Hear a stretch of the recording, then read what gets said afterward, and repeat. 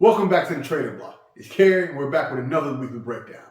This time we're going over CPI, or the Consumer Price Index. The Consumer Price Index helps us get a gauge of inflation. Now, inflation's relationship to the CPI, it shows us the decline of a currency's purchasing power over time, or the overall rise in price, i.e. the cost of living. CPI is used to measure the average price of goods and services that consumers pay for over time. A trend mean may be used as part of the calculation. Now, what's a trend mean? A trend mean just takes out the outliers from both top and bottom to find the true average of a price. So let's say we want to find the average price of the socks. Well, that trend mean will take out maybe the Dollar Tree and thrift store prices, but also remove the Louis and Gucci prices and get you a true definition or true average of what socks cost. CPI's index average is based on a time from 1982 to 1984. So if we have a CPI of 100, that means that inflation is equivalent to what it was in 1984.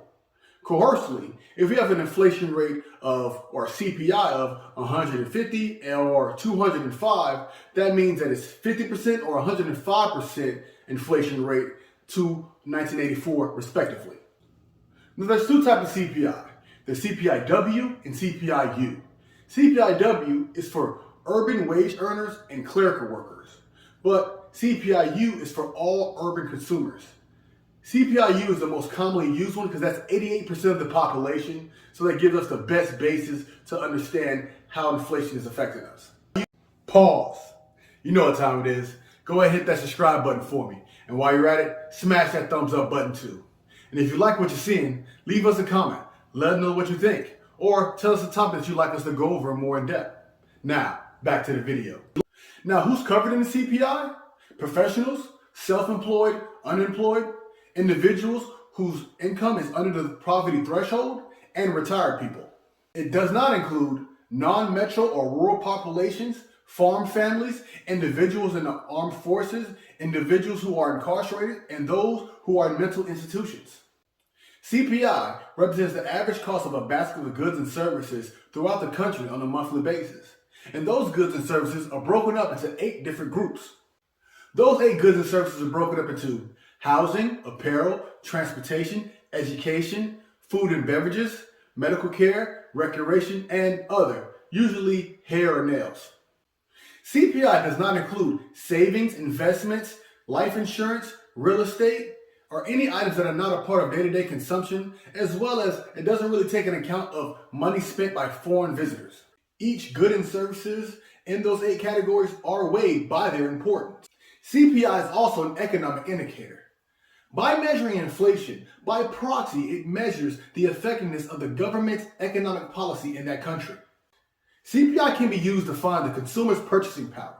As well, CPI and its components can be a deflator to other economic indicators like retail sales. The Bureau of Labor Statistics also breaks down CPI in 4 different regions: Northeast, Midwest, South, and West. So if you live in one of those particular regions, you can find a CPI report that's more specific to you and not just the nation as a whole.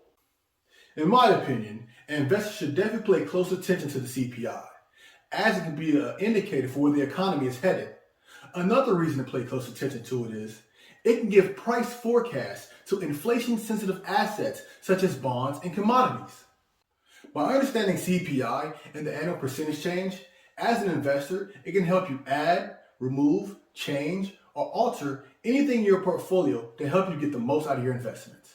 Because remember what we say here at the Trading Block: do your homework, find the research, back up the evidence. And that's what we want you to do. Because remember, this is your money, no one else's. It's your plan, no one else's. And we have to stick to that plan. But what happens in life? Sometimes things get changed and things we have to get altered. And there's nothing wrong with that. No one saw the pandemic coming, but hey, it happened, and we're changing things around so we get back on track to what we're looking for and what we want. And that's what we want you to do here at the Trading Block.